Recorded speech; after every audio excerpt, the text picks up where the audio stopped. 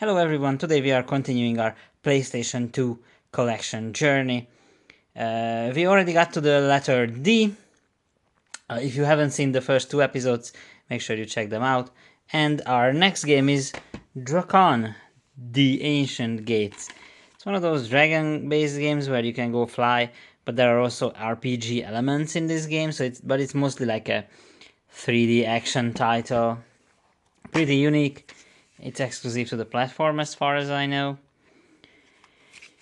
Comes with a nice colorful manual. I don't really have anything to say. It's like a random game that I picked up one day for the PlayStation 2 and that's it.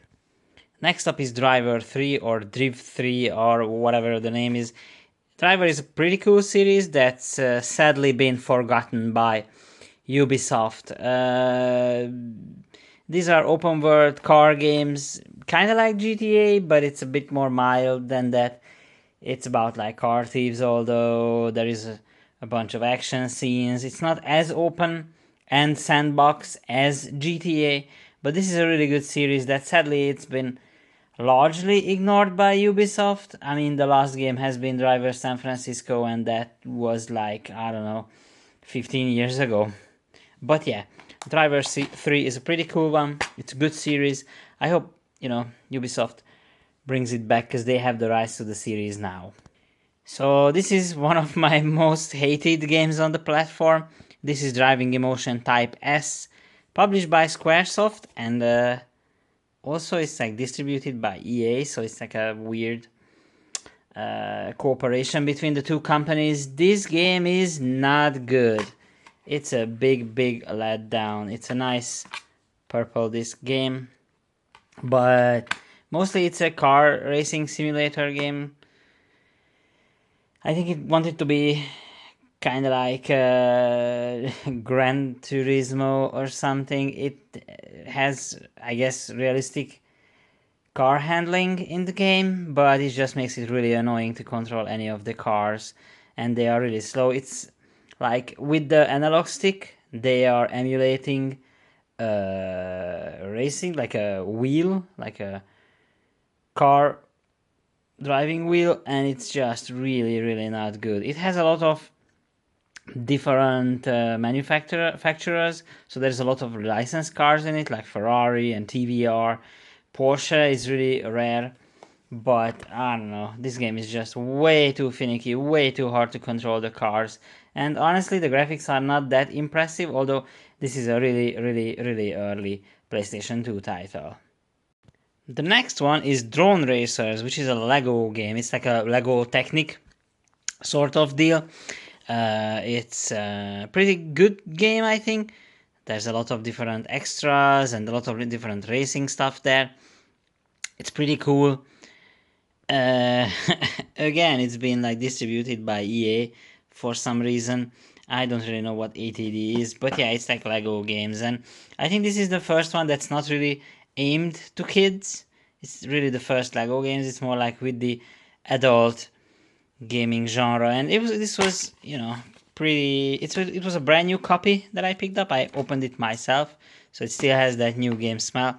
And Drone Racers, I think it's a pretty cool title. I highly recommend it.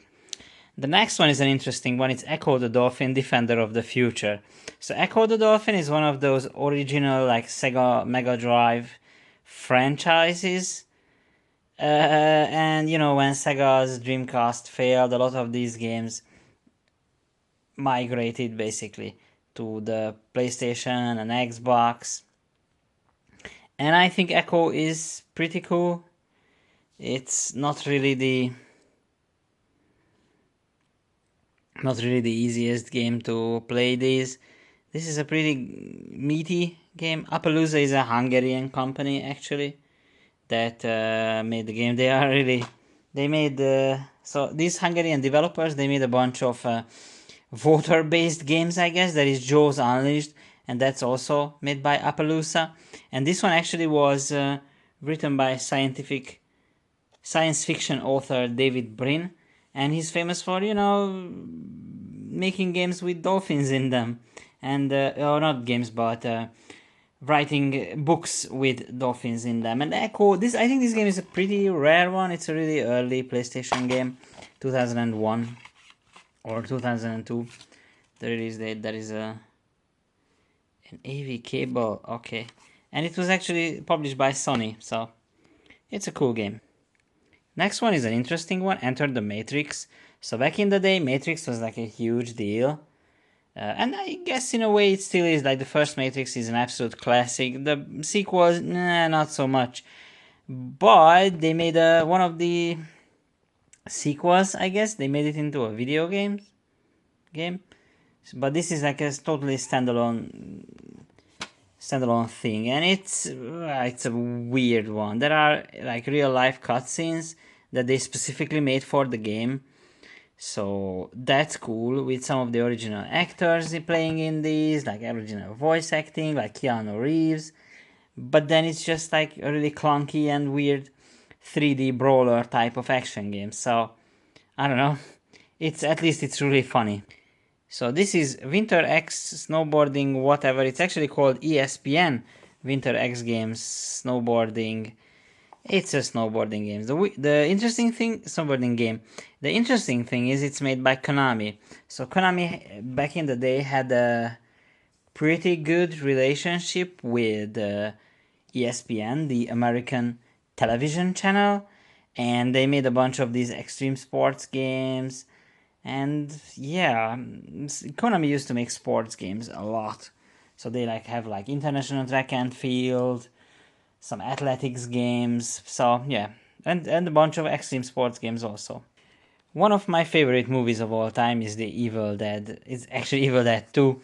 And weirdly enough, they made a couple of Evil Dead games, and this is the PS2 one, A Fistful of Boomstick. I got this in Vienna, in Austria, and I played it a little bit. It's a fun, like, hack and slash type of game. Bruce Campbell plays Ash in there, so the voice is the same, and it's a fun little, although it's pretty much like a mixed review type of deal, so it's not a high quality game. It's like a solid 6 or 7 out of 10 game, but you know, it's one of those games that people just forgot about, but I think it's a good thing that it got a release. And last today, but not least, it's Evil Twin Cyprian's Chronicles. So this one's pretty good. I saw it in a Metal Jesus video, I think. This is actually a horror platformer type of game. Yeah, I got it in Caesar Super Games, which is a really cool store in Vienna. I think I got this at the same time when I got the Evil Dead game. But yeah, this is a 3D horror platformer, kind of like Alice Madness Returns or Gregory Horror Show. It has a lot of cutscenes, different characters you can switch to, and it was published by Ubisoft. So back in the day, Ubisoft was pretty good. I highly recommend this one. And that's it for today. These are the games I wanted to talk about today. I would recommend Driver 3 out of this, and probably Evil Twin. I think those are cool games. I think I'm trying a new thing. It's shorter videos, so I don't really want to do like 20-minute videos anymore. Just like a bunch of shorter one might be good. And yeah, I hope you enjoyed this, and I hope you see you later.